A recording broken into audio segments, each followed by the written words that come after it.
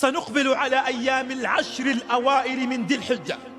عليك أن تعلم أن هذه الأيام هي أعظم من أيام رمضان. العشر الأوائل من ذي الحجة هي أعظم من أيام رمضان وليس ليالي رمضان. وقال العلماء هي أعظم من أيام العشر الأواخر من رمضان، كما أخبر النبي صلى الله عليه وسلم: وقبلها أقسم الله والفجر وليال العشر. أقسم بهذه العشر وهي العشر الأوائل من ذي الحجة. ثم قال النبي صلى الله عليه وسلم: ما من أيام العمل الصالح فيها أحب إلى الله من هذه الأيام، أي العشر الأوائل من ذي الحجة. قالوا: يا رسول الله ولا الجهاد في سبيل الله؟ قال: ولا الجهاد في سبيل الله.